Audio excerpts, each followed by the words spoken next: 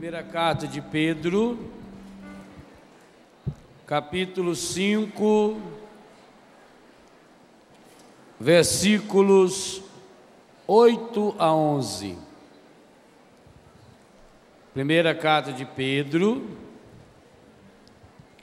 capítulo 5, versículos 8 a 11.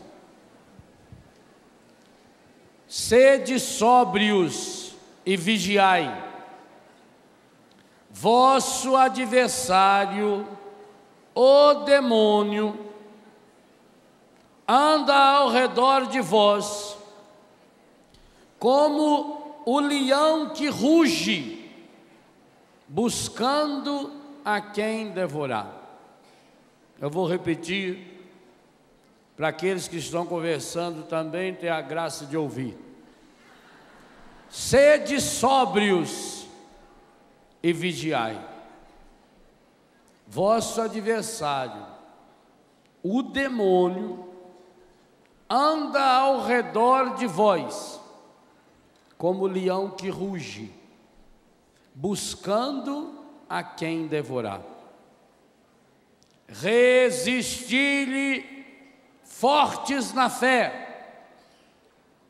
Vós sabeis que os vossos irmãos que estão espalhados pelo mundo sofrem os mesmos padecimentos que vós.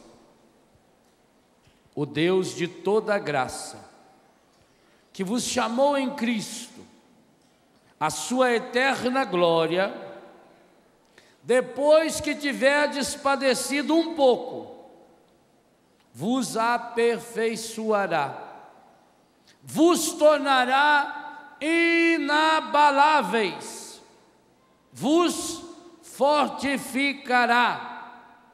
A Ele o poder na eternidade. Amém. Palavra do Senhor. Serás inteiramente do Senhor vosso Deus. E para isso é preciso que essa decisão seja firme em nós, que o nosso sim seja sim, que o nosso não seja não, porque Jesus disse: o que estiver fora disso vem do maligno. São Pedro, primeiro Papa, nos torna explícito esse ensinamento de fé. Vosso adversário, abre vírgulas. Nós sabemos que em português, quando se abre uma vírgula, é porque quer se destacar, quer isolar e mostrar quem é o nosso adversário, quem é o nosso inimigo. Quantas vezes nós brigamos com as pessoas, e é isso que o encardido quer, para que ele possa continuar nos destruindo. Vosso inimigo anda ao redor de vós como leão que ruge, buscando a quem devorar. Eu dizia hoje de manhã, além daquilo que nós já ouvimos e vamos voltar a meditar ainda nesse acampamento, das enganações que o demônio faz, pela contaminação das falsas doutrinas e falsas religiões. E nós vamos entender hoje ainda por que é tão importante para o demônio as falsas religiões. Há um objetivo. Em primeiro lugar, é preciso que se diga com toda clareza isso que pertence à doutrina da fé católica, apostólica, romana. E não me interessa se quem falou o contrário para você foi um coordenador, foi um padre ou foi um bispo, tanto faz. Se disseram o contrário disso, falaram doutrina deles. Que infelizmente hoje tem muita anta por aí, até entre nós sacerdotes e até entre bispos, que vão afirmar que o demônio não passa de uma força psicológica. Pois o catecismo da Igreja Católica Apostólica Romana afirma, o demônio, e a palavra de Deus, que o demônio é o nosso adversário, que ele é um anjo decaído, que ele não é só um princípio de mal, não, ele é o agente, ele é o causador. O catecismo afirma com todas as letras que os nossos primeiros pais perderam a graça de viver no paraíso e acabaram assumindo como consequência a morte, tema que nós vamos meditar na missa de hoje à tarde, e da ressurreição, em consequência de uma ação direta do demônio. E depois então nós meditamos os 3 primeiros demônios que nos atingem a partir de necessidades físicas. Quais são eles mesmo? Primeiro, opa, muito bem. Primeiro é? Por acaso você pecou agora na hora do almoço? Não? Louvado seja Deus. Eu fico tão feliz de estar numa assembleia tão santa. Oh, obrigado, Senhor. Primeiro é gula. Segundo, e esse? Alguém pecou contra a luxúria nesse intervalo? Não? Tem certeza? Que bom. Não deu tempo? Louvado seja Deus. Nem para o pensamento? Melhor ainda. O terceiro? Cobiça.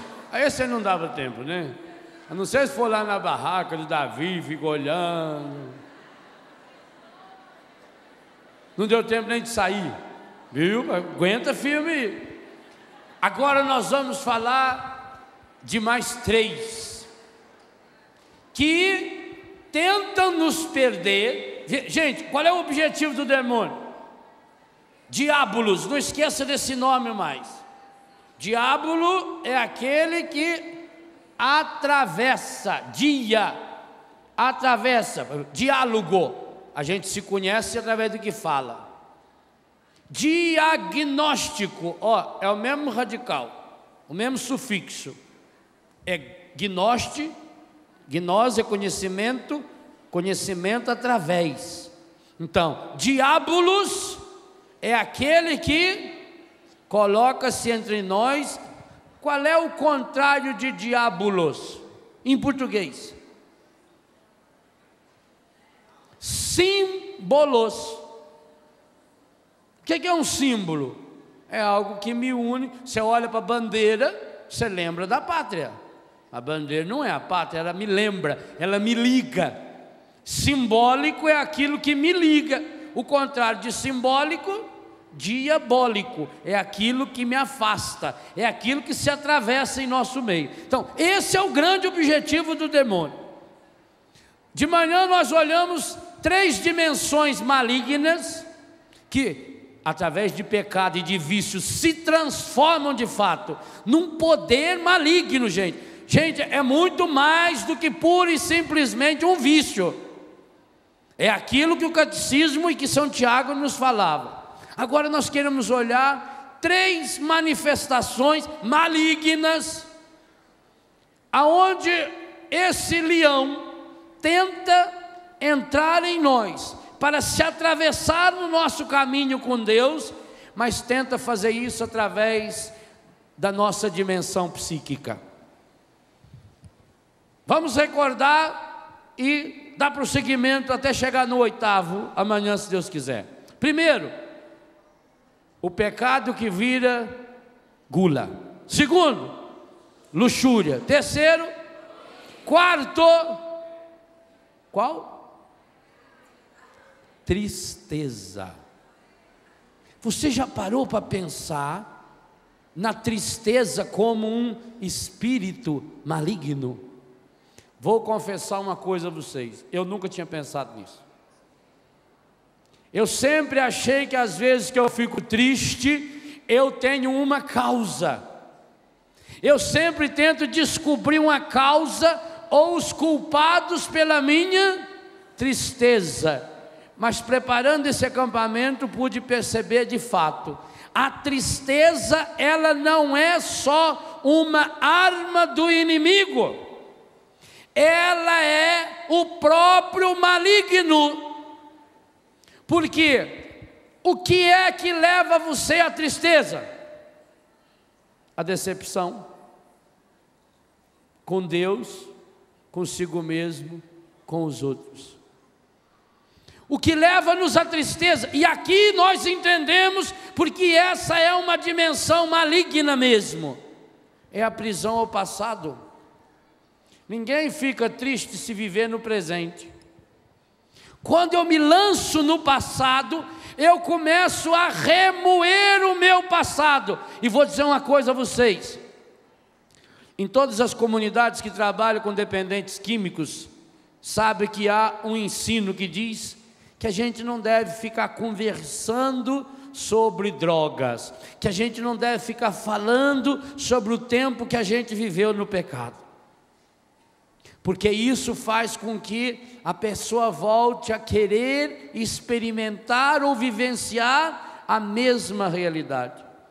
O demônio, o espírito maligno da tristeza, ele leva você a se prender ao passado. Por isso leva a pessoa ao desânimo. Gente, pensa bem, se esse não é um dos demônios que mais estão atuando ou está atuando no mundo moderno. Esse é o grande demônio que está na causa de dois grandes males do ser humano moderno. Todos dois começando com a letra D: depressão e dependência química. A tristeza é a perda do sentido da vida. A tristeza é demoníaca porque ela é a ação contrária a Deus. Olha, o que diz o primeiro capítulo da Bíblia, no versículo 31, você que tem a Bíblia, abre rapidinho, é fácil de achar, é antes do Apocalipse, Gênesis 1, é muito fácil. Gênesis 1, versículo 31. O que está escrito aí? Deus contemplou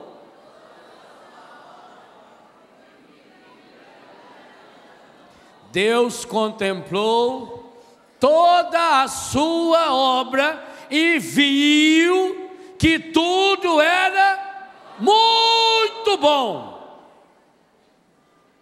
A tristeza leva você ao contrário dessa presença de Deus. Primeiro, a tristeza faz com que você não contemple mais toda a obra, você se fixa num problema. Recorda-se a última vez que você ficou triste? Ninguém de nós fica triste se não se isolar num problema. Nós isolamos o problema e depois o olhamos com lente de aumento. Nós nos fixamos, nós colocamos uma viseira, igualzinho se faz para fazer o cavalo puxar a carroça. E você fica concentrado naquilo ali. E aí você começa a remoer. E como é que vai alimentar isso? Meu livro Cura do Ressentimento trabalha essa temática. Você começa a remoer. Eu sou infeliz, eu sou triste, nada dá certo em minha vida. E aí tem uma palavra bíblica que chama muito a minha atenção. Um abismo, quem se lembra desse versículo?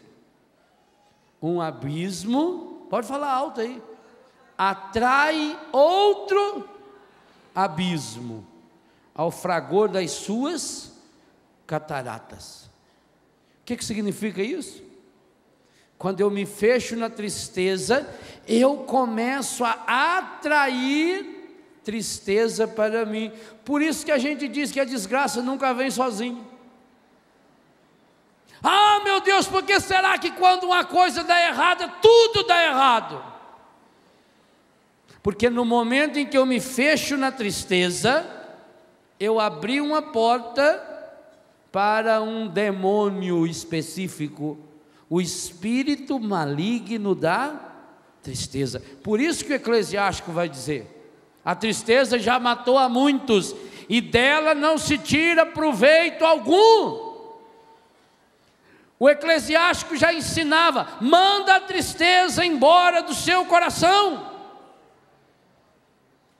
Por que será que esse sentimento aparentemente humano, na verdade é uma arma diabólica que me impede de enxergar a Deus? Porque a tristeza é a concentração da minha atenção, das minhas intenções nas coisas ruins. Você já observou que é essa a grande tática do demônio no mundo? Gente, os grandes canais de televisão fazem o quê? Mostram o que não presta. Vocês imaginam o seguinte: os canais de televisão abertos no Brasil, Globo, SBT, Bandeirante, esses grandes canais de televisão, eles estão ligados às grandes redes internacionais de notícia. Então eles têm por dia aproximadamente 1.500 máquinas dessa aqui, 24 horas filmando no mundo inteiro. Faça a conta: 1.500 câmeras vezes 24 horas. Quanto dá? 36.000 horas por dia. Aí eles precisam selecionar o material para fazer o Jornal Nacional, que tem a duração média de 36 minutos. É 0,0001%. Eu tenho 36.000 horas para selecionar 36 minutos. E seleciono o quê? Por quê? Por que só se seleciona desgraça? Porque está a serviço do encardido. Por isso que eu tenho um pouco de cuidado com esses encontros aonde as pessoas querem dar testemunho o tempo todo. Sabe por quê? Porque é uma teologia ratiniana. Viu falando nessa teologia ratiniana? Às vezes o testemunho parece o programa do Ratinho. Padre, eu era homossexual. Oh, aleluia, Jesus. Parece que só dá valor em quem não valia nada. Tem gente que tem vergonha, diz: eu tenho tanta vergonha porque no meu passado eu não tenho nada feio para falar. Como é que eu vou falar que Jesus é o Senhor da minha vida? Porque começa a criar essa mentalidade, gente. Porque nós passamos a valorizar o que não presta. O espírito maligno da tristeza é uma arma que entra no seu coração e passa pelos seus olhos, que faz com que você se torne um especialista em coisas que não prestam.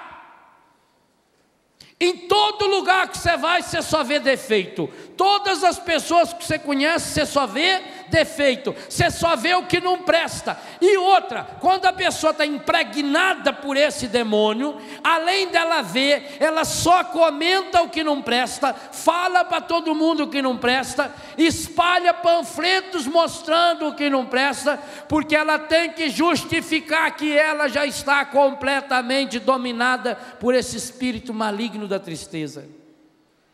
E qual é o único jeito de vencê-lo?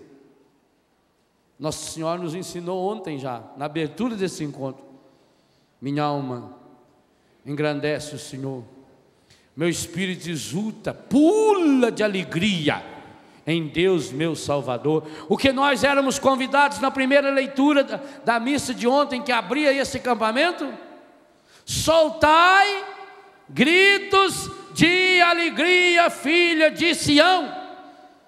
Gente, por que será que quando Paulo e Silas foram presos à meia-noite, jogaram eles lá no fundo do poço, amarrados, bateram neles, deixaram eles pelados, judiaram até não poder mais. E o que eles estavam fazendo na prisão?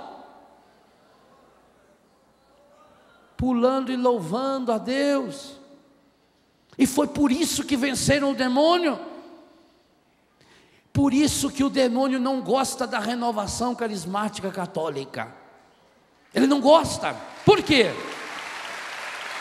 Porque a renovação foi chamada a exercer na igreja o ministério do louvor e da alegria. E sabe qual é a minha tristeza? Quantos grupos hoje já estão dominados por esse espírito da tristeza? Quantas famílias dominadas por esse espírito da tristeza? Quantos sacerdotes, quantas vezes eu estou dominado pelo espírito da tristeza? O espírito da tristeza tira as nossas armas de defesa. Hoje a ciência diz que quando a pessoa vai introjectando a tristeza no seu coração, ela perde a sua capacidade imunológica. Facilmente essa pessoa fica doente. Essa pessoa vai começar a ver os problemas com lente de aumento. Essa pessoa passa a olhar para si mesma. E aí ela começa a perguntar: onde está Deus? Se Deus existisse, como é que teria tanta desgraça no mundo? Quantas vezes você já deve ter ouvido alguém dizer assim: quando eu vejo uma criança doente, eu me revolto contra Deus. Quanta gente perdeu a fé na hora de uma desgraça? Por quê? Porque aconteceu um problema? Não. Porque estamos dominados por um demônio terrível chamado espírito e é preciso expulsar esse espírito do nosso coração. A alegria do Senhor será nossa força. Jesus vai nos ensinar no capítulo 15 de São João, versículo 9 ao 11, que a minha alegria esteja em vós e a vossa alegria seja completa. São Paulo vai nos ensinar da carta que escreveu da prisão: alegrai-vos sempre no Senhor. E já preguei sobre esse tema nesse rincão, quando em todas as santas missas o sacerdote convida o povo de Deus a vencer e a derrotar esse espírito maligno da tristeza. Corações ao alto. Demos graças ao Senhor nosso Deus. Pensa no que você falou. É nosso e nossa. Logo, se eu não dou graças a Deus, eu não estou cumprindo o meu dever e, além disso, estou perdido. O que o demônio quer é que nós nos perdamos em nós mesmos, nessa e na outra vida. O espírito da tristeza leva você a ficar preso ao passado. E aí é uma área em que o demônio domina. Preste atenção no que vou perguntar. O demônio conhece meus pensamentos? Se ele não conhece meus pensamentos, como é que ele é capaz então de me sugerir maus pensamentos? Hein? Porque a gente fala, e quando a gente não fala?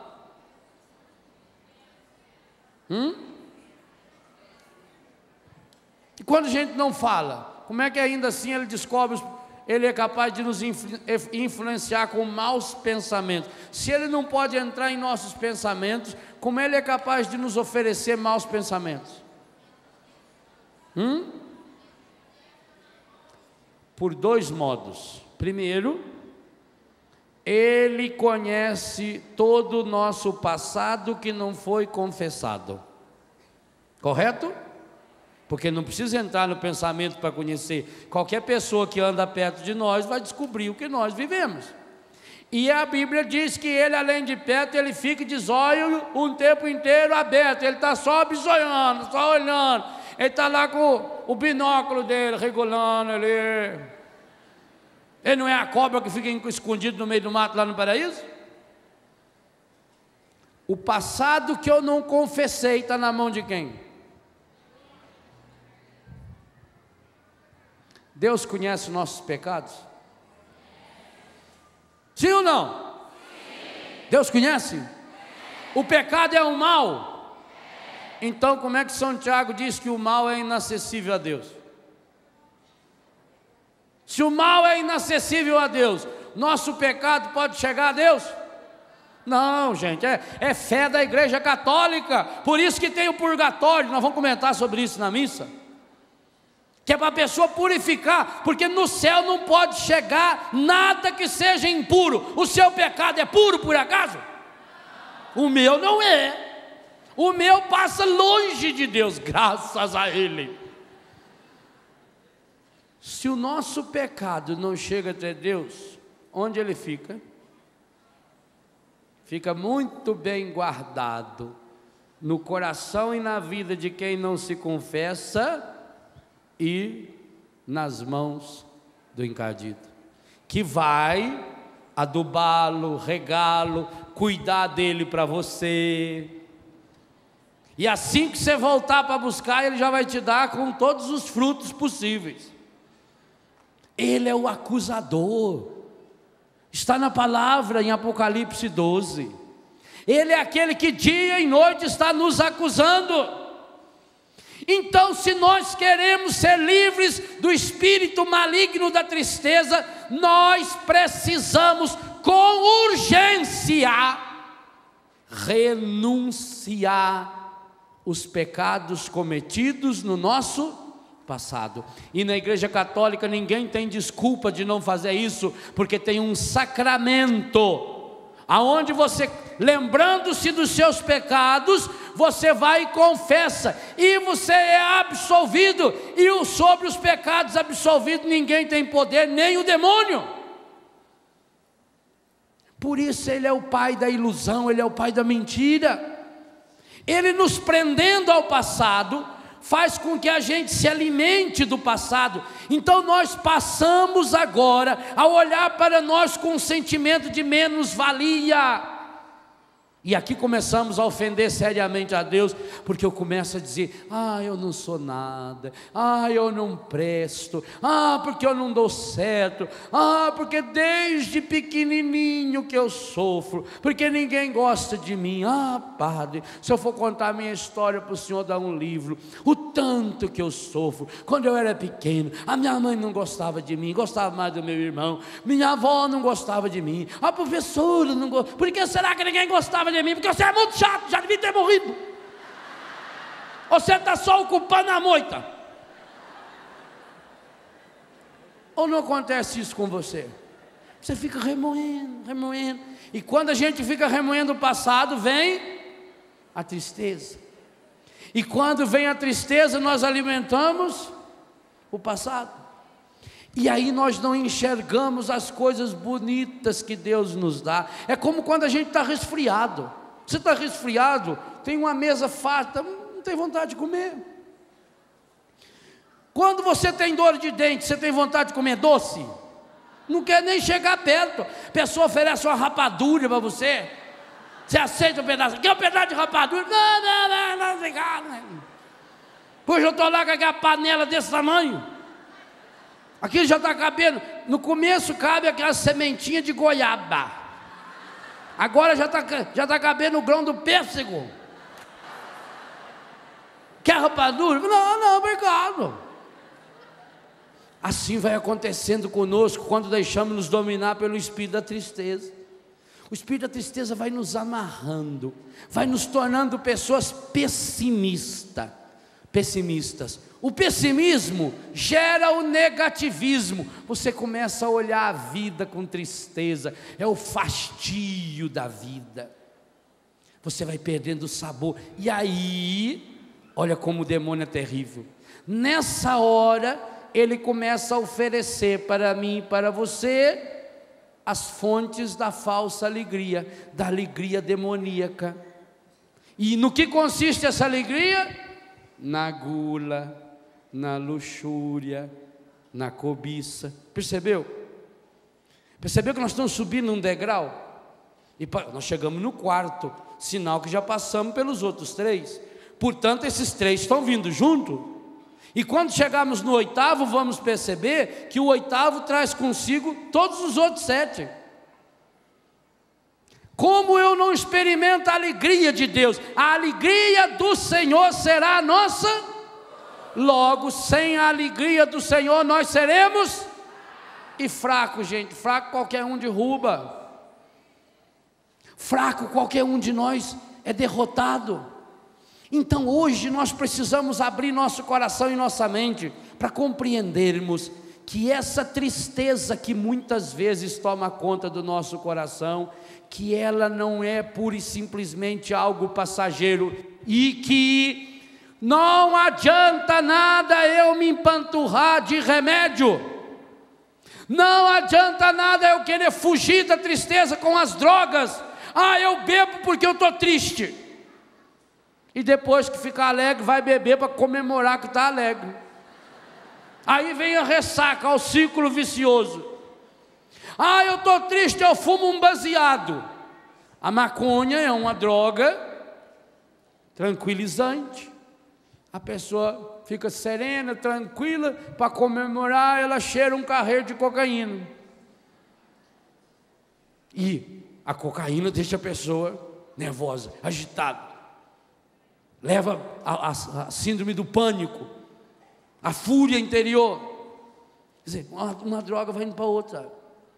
Exatamente o que o catecismo disse. Vai criando-se um ciclo vicioso. E eu vou alimentando esse ciclo. A hora que passa o efeito da droga, a hora que passa o efeito do meu remédio, eu preciso de mais droga, eu preciso de mais remédio. E eu vou... Por isso que há uma íntima relação entre depressão e dependência química. E isso fala de uma área que eu conheço bem. Quando falta droga, a gente vai ver os filhos, eles começam a ficar deprimidos, entristecidos, angustiados, e a pessoa não vê beleza em nada, não vê graça na vida. Tanto faz se está de chuva, se está de sol, a pessoa vai se trancando, ela vai se fechando naquele mundinho. Observe que a pessoa dominada pelo espírito de tristeza, ela acaba vivendo trancada dentro de casa. Ela não abre a janela, ela não abre o sol, ela não saboreia a chuva, ela não saboreia o sol. Rubem Alves tem um poema maravilhoso, quando ele diz que gosta de estar na casa velha, porque daquela sala é de onde eu vejo quando a chuva vem vindo. Que coisa espetacular. Quando você está bem, espiritualmente bem, tem coisa mais bonita do que você sentar na beira da sua casa, você olhar no alpendre, e lá de longe você vê que a chuva vem vindo.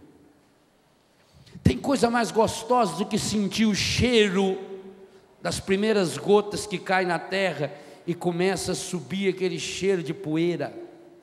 Mas eu preciso estar bem. Agora, se eu não estiver bem aqui dentro, eu olho para o sol e digo, meu Nossa Senhora, um sol danado, eu não vou não. Está muito calor, né? Parece que o tempo está virando. Está ventando muito, né? Perigoso de pegar um constipado. Não vou não. Não vou não, que está chovendo. Não é assim? Quem que está por trás disso? Encardido. Porque ele se coloca entre eu e Deus. Deus está fazendo o possível e o impossível para ver se levanta você, para ver se faz você abrir os olhos para enxergar aquilo que ele enxergou. Deus contemplou toda a sua obra e viu que tudo era muito. E você não contempla a obra de Deus, você se contempla. Ao lado desse espírito maligno da tristeza, o quinto espírito maligno que trabalha junto com a tristeza.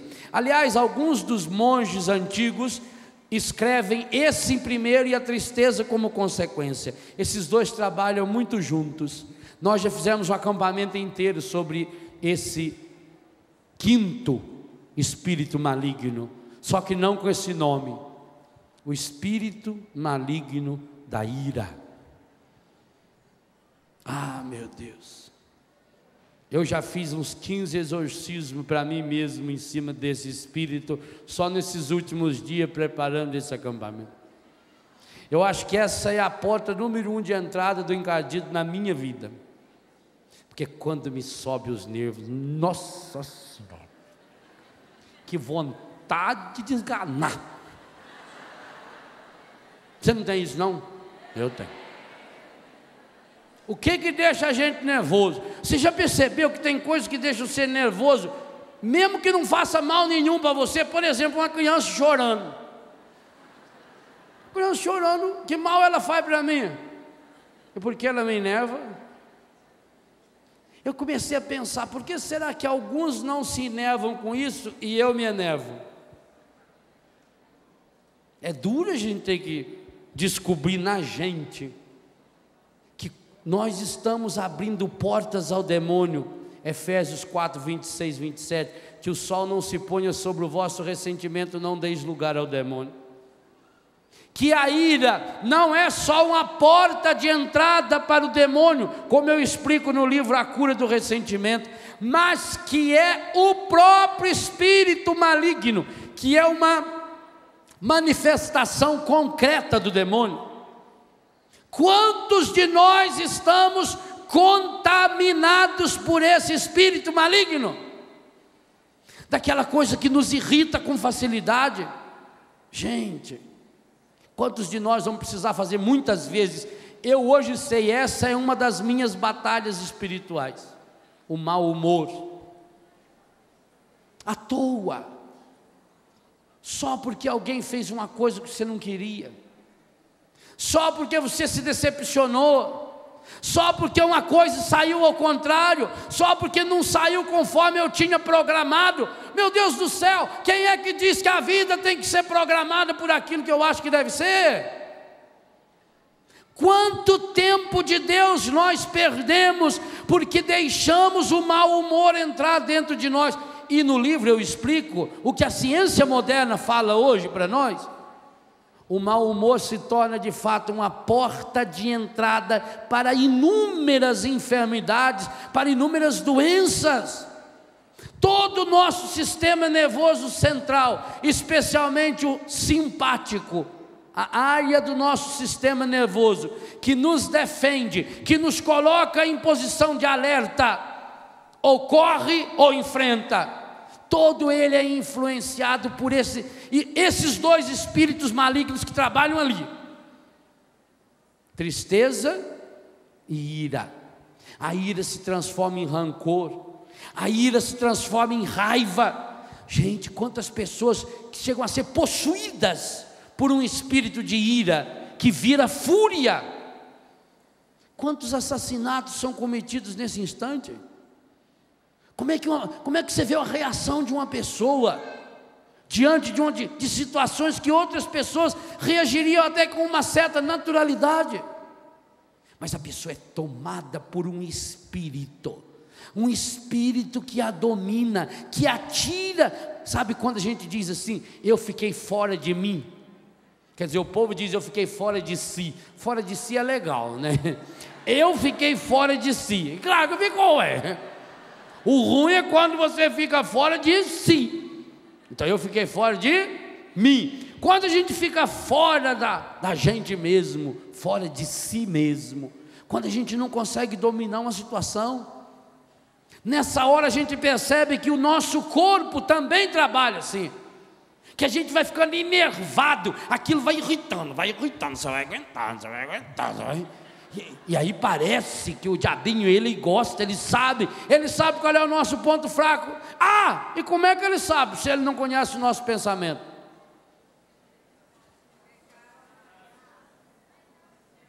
Além do passado, mas algo do presente. Como é que ele pode me tentar agora, se ele não conhece o meu pensamento, com uma tentação do presente, que não tem nada a ver com o meu passado? O passado ele sabe porque eu sei. E ainda, se eu não confessei, eu guardei segredo para ele. Eu conto para ele. Sabe como é que a gente conta para o demônio? Pelo jeito que a gente olha, Lá na apostila de Betânia, para os nossos consagrados, tem um tópico que diz que os nossos filhos são especialistas no olhar. O menino chega, lá em São Paulo, ele chega num boteco, ele quer droga. Ele não chega lá pedindo: "Ô, alguém tem droga para vender para mim?" Ele chega, ele bate o olho num, e ele sabe que aquele é o usuário. E ele vira para o cara e dá um sinal. O cara olha para ele, dá um, ninguém vê. Ele viu. Ele criou um código. Nós criamos códigos com o demônio. Como? Nosso jeito de olhar. Quando nós olhamos com aquela... O demônio, que é um leão que está aqui pronto para dar o bote, percebe. De que outras formas ele percebe? Nosso jeito de falar. Por isso que nós não podemos falar palavrão. Por isso que quando a pessoa... O palavrão, pelo palavrão, não é pecado. Que até na Bíblia tem palavrão. Você pode chamar alguém de filho da puta e citar isso na Bíblia. Está em 1 Samuel 20:30. Aí eles vão olhar mesmo, tá vendo? E está lá. Saul ficou com raiva e disse para Jonatas: "Filho de prostituta!" Pronto. Você pode xingar biblicamente. Quando você quer xingar uma pessoa, não quer falar palavrão, fala 1 Samuel 20:30. Ou se não, Mateus 16. Afasta-te de mim, Satanás, né? Você pode xingar biblicamente. Então não é o palavrão. O palavrão código para o demônio é, primeiro, aquele que a gente acostuma a falar muitas vezes. Parece que não tem nada, você está lá cozinhando, e cada vez que dá uma batida na mão no fogo, você diz: "Ô demônio!" É uma ladainha para ele. Ele vem, pois ele já vem de enxerido, quanto mais quando chama. Se ele já é safado, sem vergonha, que está ali esperando para dar o bote. A pessoa no trânsito. Por isso que eu xingo sempre anta. Anta não é palavrão. Vai anta, pronto, aí eu já dou risada. A gente vê no trânsito, a pessoa começa a dar murra ali no volante.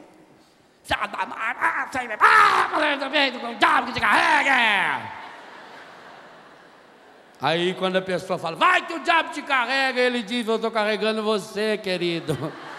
Eu não posso soltar você, senão você cai." É um código, o palavrão. Mas não só o palavrão é um código, as palavras maliciosas. E nós sabemos quando que uma palavra é maliciosa. Quando você a usa num contexto malicioso. Nós sabemos disso. Há muitas palavras que você pode falar e que não é palavrão. Você pode chegar na casa de uma dona lá no interior, ela está criando galinha, só pergunta para ela: "E aí, a senhora tem bastante pinto?" Ela fala: "Tem, graças a Deus." Olha que beleza. Não é palavrão? Porque eu estou me referindo aos franguinhos. Você pergunta para uma criança de 8 anos: "Qual é a capital do Paraná?" Ela fala: "Curitiba." E não é pecado. Ela não fala Ritiba. Está vendo? Então, não é porque eu usei uma sílaba, uma palavra que é palavrão. Nós sabemos disso, nós falamos isso no dia a dia. Mas é a minha malícia. Eu não preciso nem falar, basta eu olhar, basta eu fazer um gesto com a mão, com os olhos, com a língua. Mas há outros códigos perigosíssimos que nós usamos para dizer para o demônio que nós estamos em comunhão com ele. Por exemplo, o jeito de andar. Quando você vê na rua um rapaz andando meio creuso assim, você já fala: "Olha, rapaz, meu, que jeito esquisito de andar." Não tem problema. Não percebe? Mas as moças também, os rapazes também. Quando eu vou vestir a minha roupa lá em frente ao espelho, e eu começo a me arrumar, o encardito está sempre perto. Aí eu faço uns gestos do jeito de arrumar a minha roupa, que ele percebe que eu não estou vestindo a roupa para cobrir meu corpo, que eu estou saindo para uma caçada, não é? Então eu vou achar aquela calça mais justa, a mulher vai lá, põe aquela calça branca, justa, ainda com o decote baixo aqui assim, parece até aquele ossinho aqui. Ela bota uma tanguinha, uma blusa daquela assim que está estufada, aqueles morrinhos tão sartana que é, e vai para a missa. Cristo, que corpo, não é? Vira uma tentação. O demônio está ali, ele está percebendo que você não vestiu aquela roupa para se proteger. No entanto, você pode ver uma moça de 15 anos de idade na igreja abrir a blusa, tirar o seio, dar mamar para uma criança, você não tem malícia. Por quê? Porque não teve associação, percebem? Não teve associação maligna. O demônio sabe o que ele pode influenciar meus maus pensamentos por aquilo que eu estou demonstrando, o meu jeito de vestir, o jeito de andar, o jeito de sentar. Por que as mães antigamente ensinavam, principalmente as meninas, a sentar? As moças têm que sentar com delicadeza. Se ela está de saia, ela vai abaixar, ela tem que juntar o joelho, abaixar com jeito, não é assim? Por quê? Porque ela não quer ser tratada como uma prostituta, mas muitas se comportam como se fosse ou até pior, e dentro da igreja. Uma vez eu e o padre João Batista fomos fazer um casamento em Pindamonhangaba. Quando eu entrei lá para arrumar o altar, tinha a madrinha sentada no primeiro banco, com um micro vestido vermelho. E ela começava a cruzar as pernas para lá e para cá. Falei, padre, o senhor precisa rezar pela madrinha da noiva. Ela está com a inflamação no útero. Falei. Que pouca vergonha. Ele estava lá. E ajeitadona ainda. Fosse uma feia, a gente louvava o Senhor, mas não era. É um código com o demônio. A gente percebe. Nas ruas, como é que na rua você sabe uma pessoa é prostituta, prostituto? O jeito que veste. Você cristão não pode vestir assim. Mas aí vem um outro detalhe importante. Você também não pode usar essas camisetas que tem símbolos da nova era. Por que a nova era tem tanto símbolo? Por quê? Código. Para que o demônio fique sabendo que você pertence a ele, que com você ele tem trânsito livre. Por isso ele fica feliz quando você pendura um colar da nova era, quando você põe uma camiseta que tem desenhado lá aquele branco, aquele preto, o yang, o yin, não sei das quantas, porque aí ele sabe que você é sexualmente livre. Homem com homem, mulher com mulher, tanto faz. Ele vai percebendo a simbologia da sua roupa.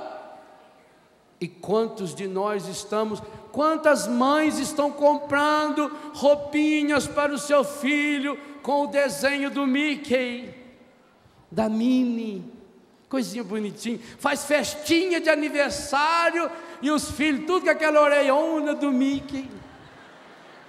E o demônio está muito feliz, porque sabe que isso é um símbolo gay, é um símbolo homossexual, e por isso hoje está lastrando tanto. Percebem, meus irmãos, minhas irmãs? É hora de acordarmos. Por isso o demônio não gosta de ver jovens vestidos camiseta aí com Jesus, PHN, castidade, vida nova. Não. Ele vai dizer para você, isso é bobagem, não usa essas coisas não. O que tem? O que tem você usar esses símbolos da nova era? O que tem você fazer umas tatuagens no corpo? Gente, por que a tatuagem é tão usada pelo demônio? porque é uma forma de... A Bíblia diz que nós estamos tatuados na mão de Deus. A Bíblia diz isso com todas as letras.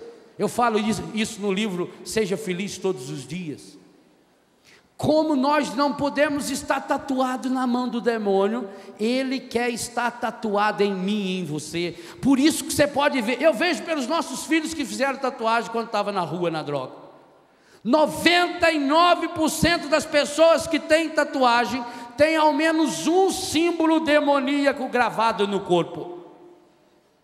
E um dos nossos filhos, não sei aonde aí, qual caso eu vi há poucos dias, ele tem uns 10 demônios gravados no corpo.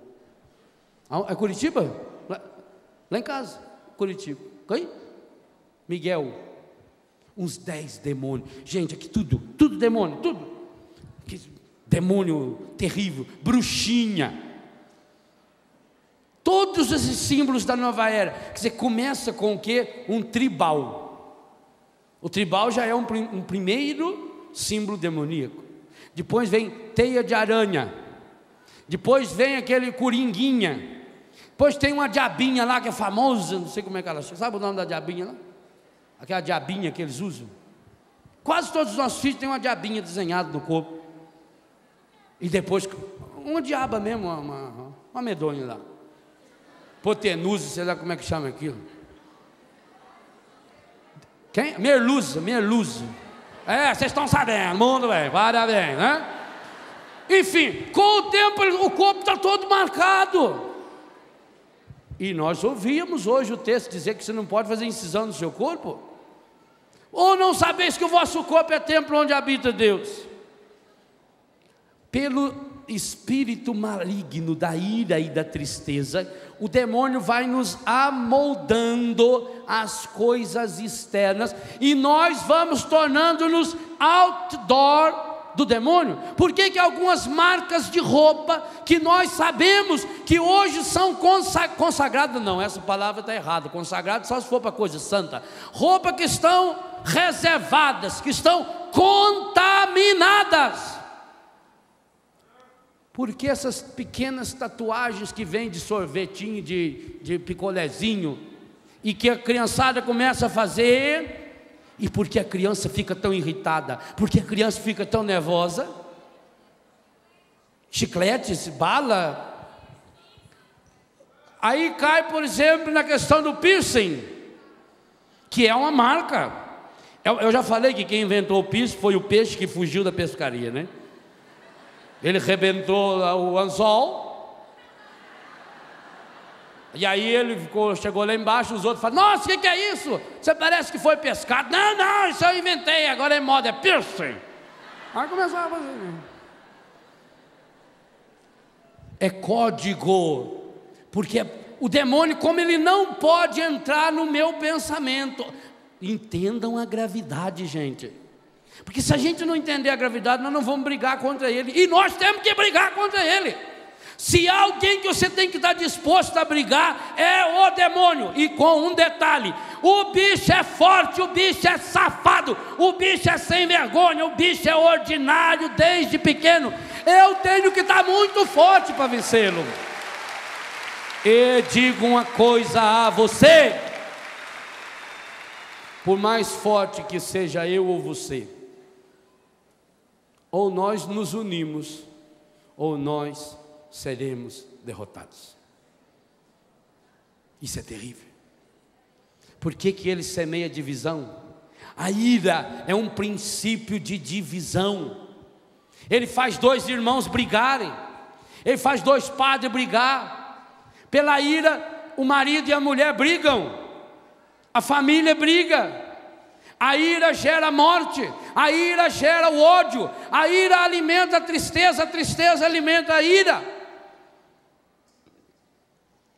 Quantos sinais de morte, e a Bíblia nos dá alguns deles, estão espalhados até hoje no mundo pelo demônio da ira. Demônio alimentado, porque eu criei um código de comunicação com ele, e esse código está na minha roupa, no jeito que eu corto ou que eu pinto o meu cabelo. Você já observou como as pessoas copiam? Quando o Ronaldinho cortou o cabelo daquele estilo que a minha mãe mandou fazer lá quando a gente era pequeno, na Copa, você viu quanto moleque cortou o cabelo daquele jeito? É assim, gente, o demônio se reproduz, ele tenta reforçar dentro de nós e depois reproduzir, para que a gente sempre, mas inocentemente. Eu quando comprei aquela roupa, eu quando fui lá naquele filme, eu quando comprei aquele livro do Harry Potter, não sei das quantas, eu quando ganhei aquela bruxinha, pois hoje eu digo a você, jogue fora tudo aquilo que tiver a marca da nova era, jogue fora tudo aquilo que tiver a marca do demônio na sua casa. Serás inteiramente do Senhor teu Deus. Você, minha irmã, não pode sequer pintar a sua unha com as marcas do demônio. Se você vê que aquela fulana roqueira, que vive lá fazendo símbolos para o demônio, ou músicas feitas Black Sabbath e outros, Ozzy Osbourne, ou Titãs. Titãs tem uma música de cima e embaixo, descendo a lenha. Não acredito na igreja, não acredito em Deus, não acredito em confissão, não aceito comunhão. A hora que você está lá no meio, porque eles também gravaram aquela música bonita do Roberto Carlos, ou aquela poesia antiga, ai, é tão lindo, naquela hora você está se contaminando com eles, porque você está usando os mesmos códigos.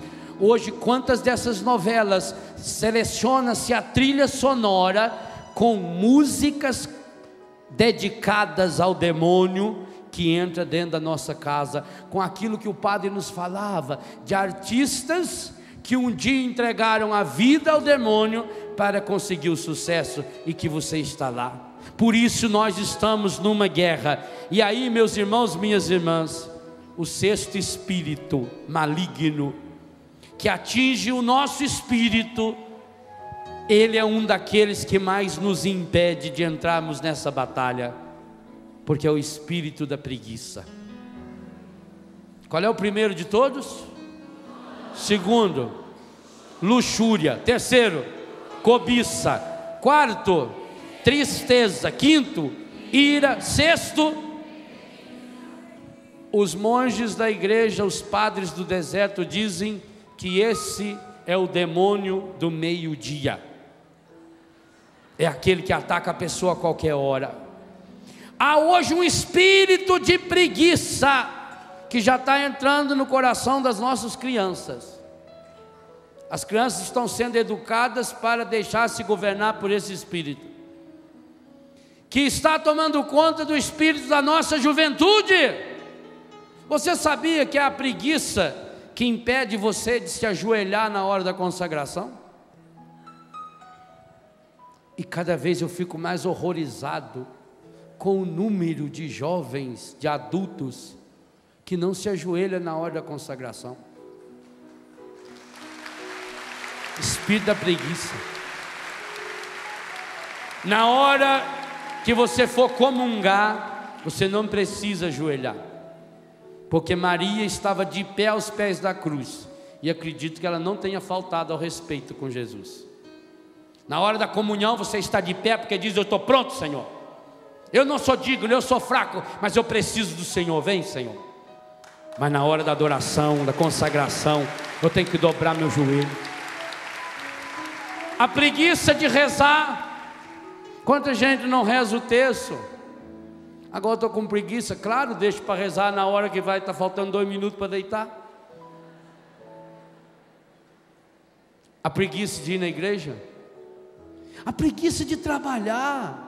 Nós estamos criando hoje uma raça de gente fraca, de gente preguiçosa, um bando de mandrião, que só quer ganhar as coisas, só quer o que vem a mim, porque eu aperto tudo com um botão e tudo resolve.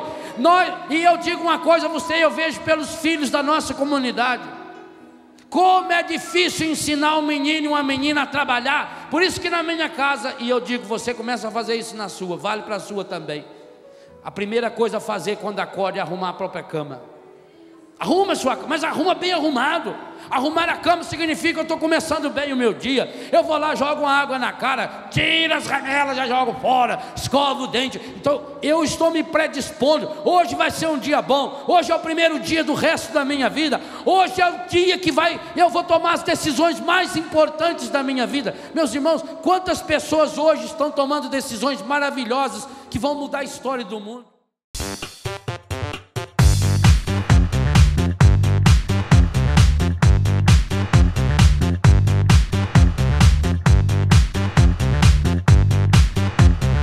CançãoNovaPlay.com. Assine já!